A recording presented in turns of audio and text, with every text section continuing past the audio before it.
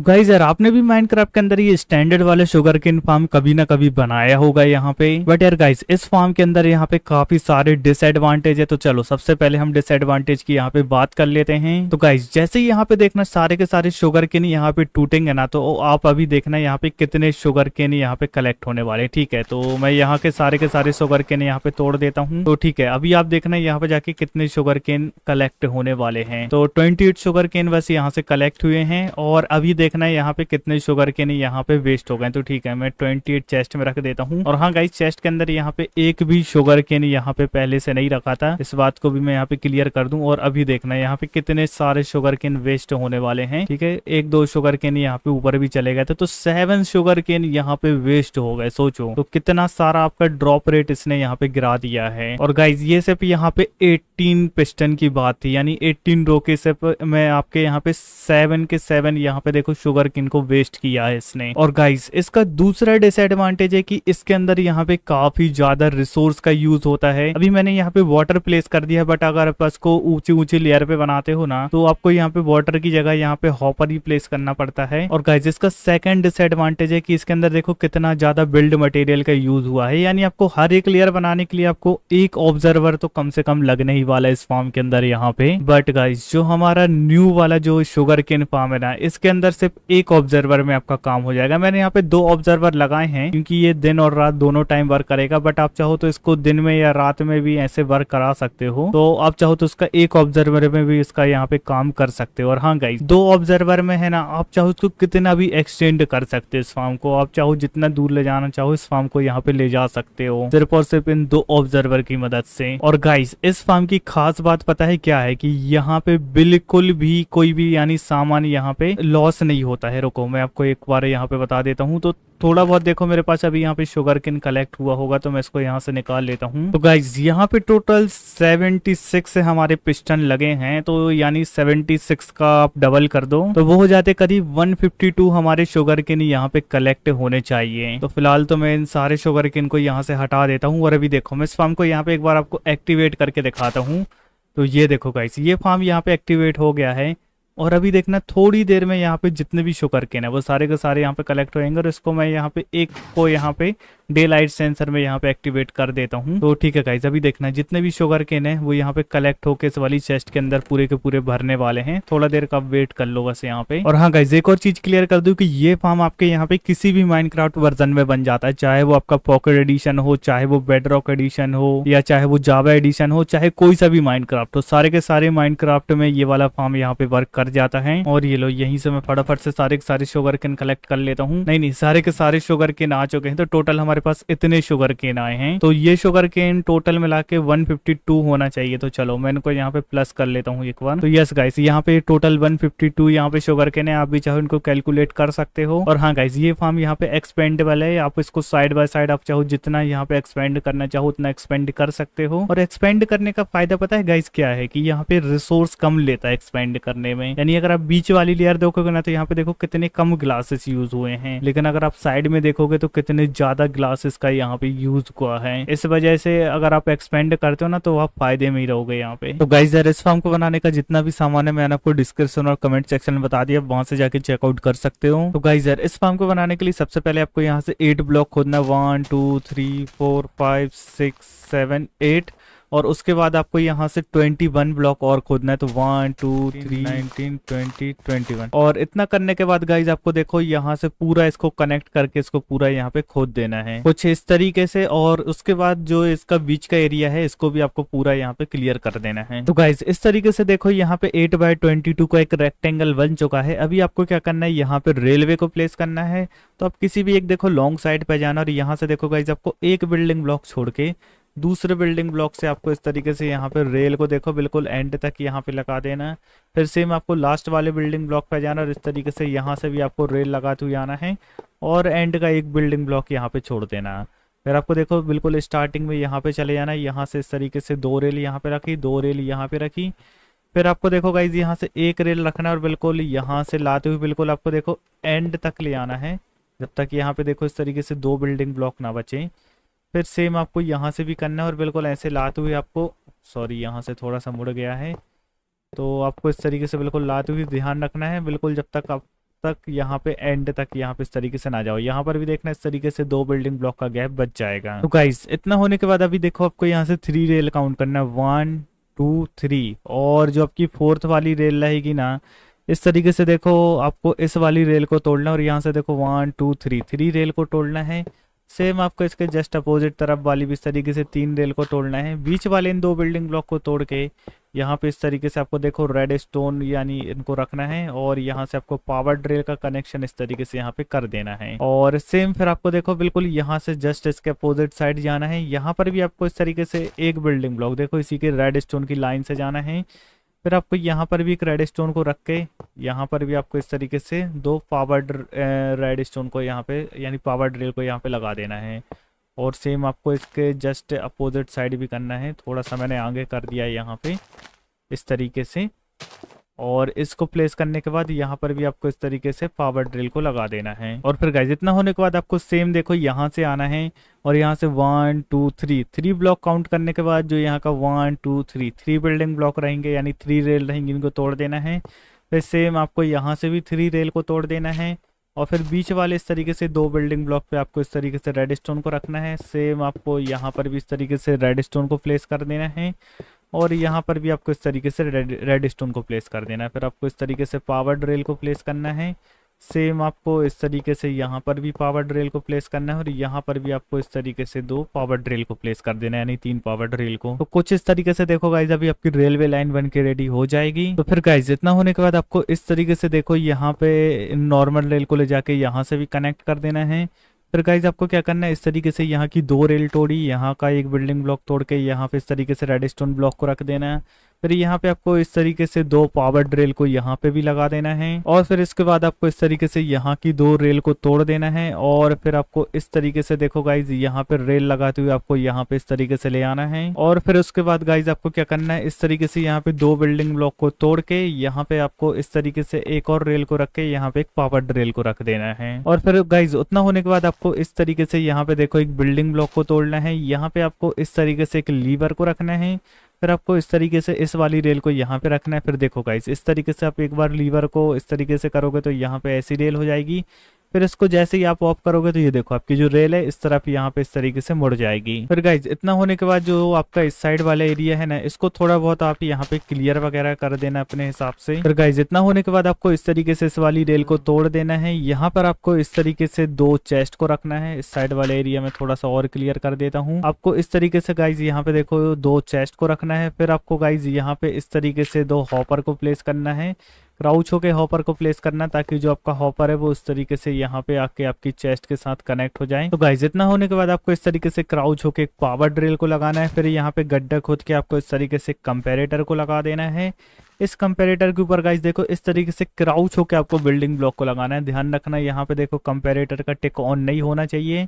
फिर आपको इस तरीके से यहाँ पे एक रेडस्टोन टॉर्च को लगा देना है और इस वाली रेडस्टोन टॉर्च के ऊपर इस तरीके से आपको एक बिल्डिंग ब्लॉक को क्राउच होकर यहाँ पे प्लेस कर देना है। और फिर आपको गाइज यहाँ पर देखो इस तरीके से एक रेड स्टोन डस्ट को यहाँ पे प्लेस कर देना है। तो ये लो आपका जो कंपैरेटर रीडर है वो इस तरीके से बनकर रेडी हो जाएगा। तो एक कंपैरेटर रीडर बेसिकली क्या करेगा, तो जैसे मैं चेस्ट के अंदर यहाँ पे डर्ट को रख देता हूँ फिलहाल टेस्टिंग के लिए, तो इस तरीके से सपोज आपके देखो इस तरीके से यह माइंड कार्ड विथ हॉपर यहाँ पे जाएगा।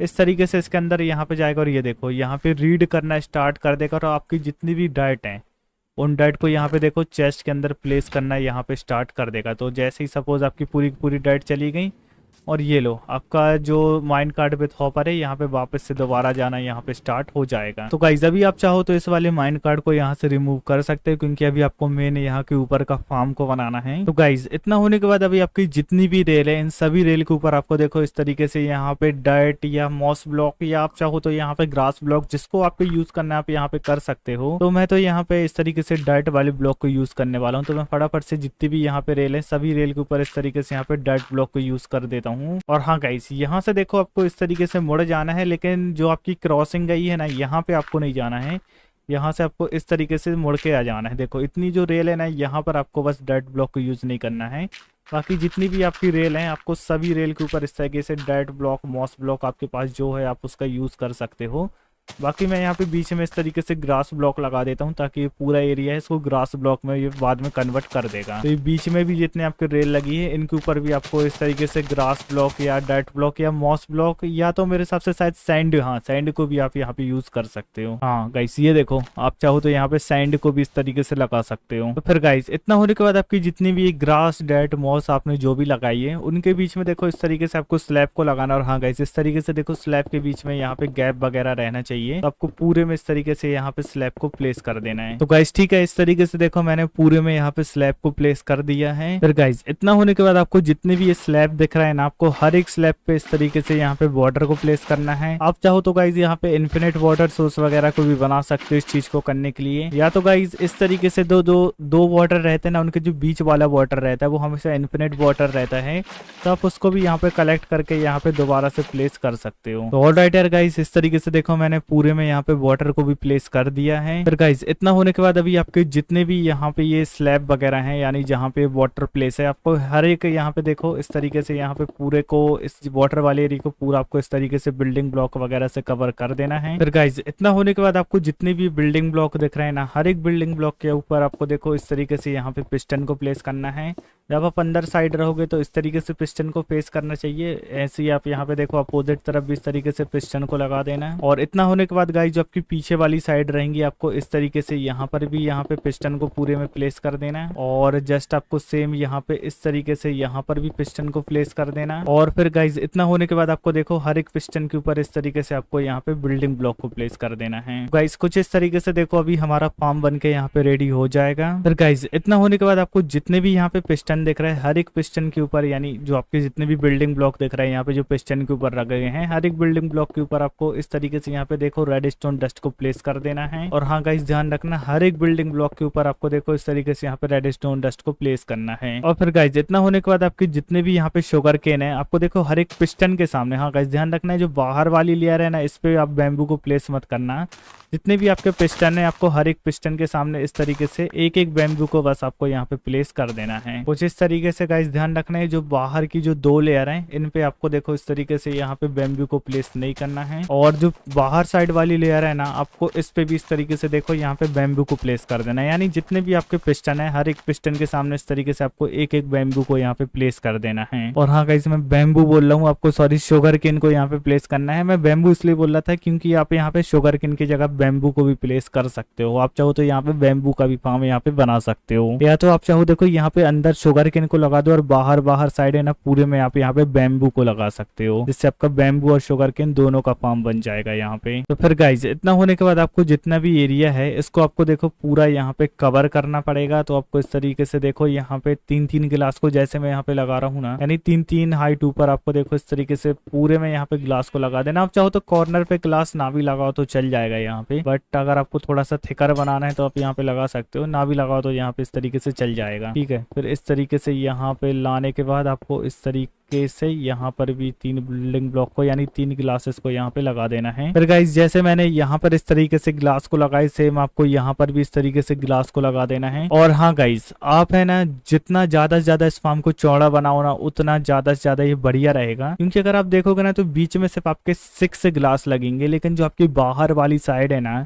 यहाँ पे आपके ज्यादा से ज्यादा ग्लास यूज हो रहे हैं। तो आप जितना इस फार्म को यहाँ पे चौड़ा बनाओगे, सपोज आप यहाँ पे एक और लेयर इस तरीके से यहाँ पे बना दोगे तो देखो आपके इस साइड यहाँ पे 6 ग्लास यूज होंगे, लेकिन बाहर साइड आपके कम ग्लास यूज होंगे। तो आप जितना ज्यादा से ज्यादा चौड़ा इस फार्म को बनाओगे उतना ही ज्यादा आप यहाँ पे फायदे में रहने वाले हो, क्योंकि उतना ही कम आपका यहाँ पे रिसोर्स यूज होने वाला है। तो कुछ इस तरीके से देखो गाइज अभी मैंने इस फार्म को यहाँ पे कवर कर दिया है। तो ठीक है गाइज, इतना होने के बाद अभी आपको इस फार्म के सेंटर को फाइंड करना है। तो सेंटर को फाइंड करना यहाँ पे काफी ज्यादा सिंपल है। तो आपको देखो गाइज यहाँ से 9 ब्लॉक को काउंट करना है। तो 1 2 3 4 5 6 7 8 9। तो ठीक है गाइज, ये रहा मेरा 9th ब्लॉक। जो 10th ब्लॉक रहेगा यही आपका सेंटर रहेगा। तो आपको इस तरीके से यहाँ पर एक बिल्डिंग ब्लॉक को यहाँ पे देखो साइड में प्लेस करना है। इसके ऊपर इस तरीके से एक बिल्डिंग ब्लॉक को प्लेस करके यहाँ पर साइड में एक और बिल्डिंग ब्लॉक को प्लेस कर देना। फिर गाइज आप चाहो इस तरफ या इस तरफ किसी भी एक तरफ आपको देखो यहाँ पे इस तरीके से 2 बिल्डिंग ब्लॉक को लगा देना है। फिर गाइज आपको यहाँ पे देखो इस तरीके से रेड स्टोन को प्लेस करना है। यहाँ पर आपको इस तरीके से एक ऑब्जर्वर को प्लेस करना है, कुछ इस तरीके से इसका फेस यहाँ पे होना चाहिए। यहाँ पर आपको एक डे लाइट डिटेक्टर को प्लेस कर देना है कुछ इस तरीके से। तो गाइस दिन में देखो यहाँ पे कई बार यहाँ पे है ना टाइम चेंज होता है, तो दिन में कम से कम 2-3 बार यहाँ पे टाइम चेंज हो जाता है, तो 2-3 बार यहाँ पे डे लाइट डिटेक्टर वर्क करेगा। लेकिन अगर आप चाहे तो कि आपका फार्म यहाँ पे नाइट में भी वर्क करे, तो आप यहाँ पे एक और डिटेक्टर लगा देना। यहाँ पर एक और आप इस तरीके से ऑब्जर्वर को लगा के यहाँ पर इस तरीके से देखो एक और रेड स्टोन को प्लेस कर देना और इसको नाइट में सेट कर देना। तो नाइट में भी यहाँ पे 2-3 बार यहाँ पे यानी टाइम चेंज होता है, जैसे जैसे हमारे रियल लाइफ में कभी 12 बजते हैं, कभी 6 बजते हैं, तो ऐसे ही ये डे लाइट डिटेक्टर कभी 6 बजे एक्टिवेट होता है, कभी 12 बजे, यानी माइनक्राफ्ट के हिसाब से मैं आपको बता रहा हूँ। तो दिन में 2-3 बार और नाइट में 2-3 बार है ना, ये पिस्टन को यहाँ पे एक्टिवेट करता रहेगा। तो इस तरीके से ये वर्क करता है यहाँ पे। और वैसे गाइज आप चाहो तो एक भी यहाँ पे ऑब्जर्वर लगा सकते हो, तो जिससे आपका ये दिन में बस यहाँ पे वर्क करेगा, क्योंकि रात में तो आप ज्यादातर टाइम यहाँ पे सो जाते हो ना, तो फिर इतना ज्यादा जरूरत नहीं पड़ती यहाँ पे। बट अगर आपका ऐसा वर्ल्ड है कि आप यहाँ पे रात को भी ज्यादातर जगते हो, रात को बिल्ड वगैरह बनाते हो, तो उसके लिए ये परफेक्ट रहेगा यहाँ पे। फिर गाइस इतना होने के बाद आपको देखो इस तरीके से यहाँ पे माइंड कार्ड को प्लेस कर देना है, तो आपके जितने भी शुगर केन रहेंगे वो उनको यहाँ पे कलेक्ट करती रहेगी। तो गाइस अभी ये फार्म यहाँ पे किस तरीके से वर्क करता है तो मैं आपको बता देता हूँ। तो सपोज अभी यहाँ पे डे है, ठीक है, फिलहाल मैं यहाँ पे सपोज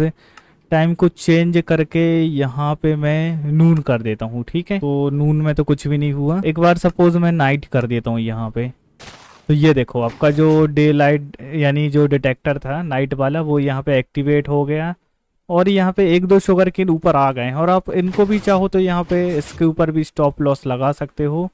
तो काफ़ी ज़्यादा सिंपल है। आप देखो इस तरीके से ऊपर भी आप थोड़ा बहुत यहाँ पे ग्लासेस को लगा देना, तो आपके जो थोड़ा बहुत यहाँ पे शुगर केन है इसमें ज़्यादा लूज नहीं होते, फिर भी आपके 4-5-6-7 ही शुगर केन यहाँ पे लूज होंगे मुश्किल से, वो भी लूज नहीं होंगे अगर आप ऊपर से यहाँ पे देखो ग्लास को कवर कर दोगे। तो ठीक है, आपके जितने भी ये देखो शुगर केन वगैरह यहाँ पे देखो इसने एक बार में काफी सारे शुगर केन कलेक्ट कर लिए और यहाँ पे लाके जमा कर दिए। और ये देखो 2-3 बार यहाँ पे ये सेंसर एक्टिवेट हुआ है ना रात में, क्योंकि यहाँ पे 2-3 बार यहाँ पे टाइम चेंज हुआ है नाइट को, और वो भी बहुत फास्ट चेंज हुआ था, इस वजह से ये बहुत ही ज्यादा फास्ट यहाँ पे वर्क है। और ये देखो कितना सारा शुगर केन आपको एक बार में ही यहाँ पे मिल गया, और इसमें आपका एक भी शुगर केन यानी एक भी कैसे लूज नहीं करेगा मैं आपको बताता हूँ। बस सिंपली आपको देखो इस तरीके से यहाँ पे ऊपर से भी आपको इस तरीके से यहाँ पे ग्लास से कवर कर देना है, फिर आपका एक भी शुगर केन यहाँ पे लूज नहीं करने वाला है। और अगर आप नहीं भी करते हो ना तो मेरे हिसाब से 7-8 शुगर केन ही आपका यहाँ पे लूज करेगा मेरे हिसाब से।